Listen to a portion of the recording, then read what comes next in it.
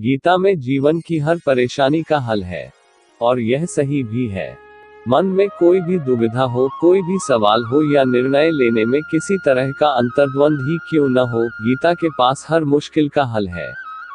बेशक यह ग्रंथ सालों पुराना हो, लेकिन आज के जीवन में भी किसी भी समस्या के समाधान और एक अच्छे और प्रभावशाली व्यक्तित्व के निर्माण में गीता की सीखों का सहारा लिया जाता है।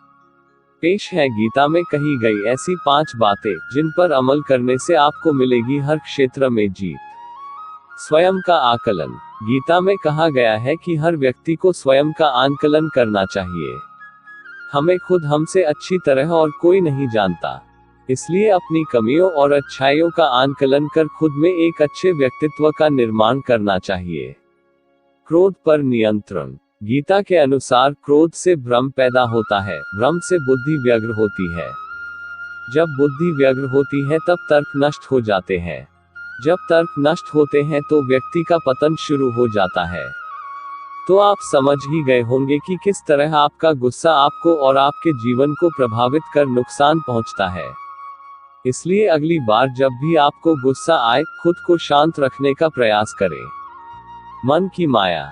गीता में अपने मन पर नियंत्रण को बहुत ही अहम माना गया है। अक्सर हमारे दुखों का कारण मन ही होता है।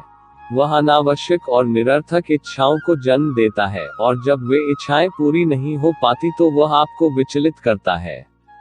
इसी कारण जीवन में जिन लक्ष्यों को आप पाना चाहते हैं, जैसा व्यक्तित्व अपनाना चाहते हैं, उससे दूर होते चले जाते हैं।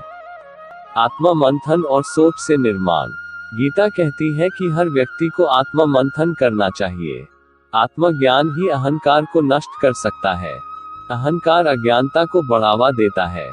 उत्कर्ष की ओर जाने के लिए आत्मा मंथन के साथ ही एक सही और सकारात्मक सोच का निर्माण करना भी जरूरी है।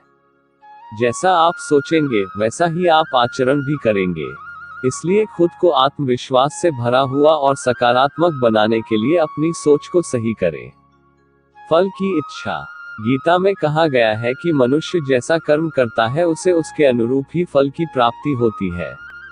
इस बात को अगर वर्तमान संदर्भ में ले तो छात्र पढ़ने से ज्यादा तो इस बात को सोच सोचकर घबराते रहते हैं कि रिजल्ट कैसा आएगा। इसलिए जरूरी है कि वे अपने रिजल्ट की चिंता छोड़कर पढ़ने पर ध्यान दें। जैसा फल वे करेंगे, परिणाम उसी के अनुरूप होगा। लेकिन अगर वे फल की इच्छा में कर्म ही नहीं कर पाएंगे, तो फल भी उनकी इच्छा के अनुरूप नहीं होगा।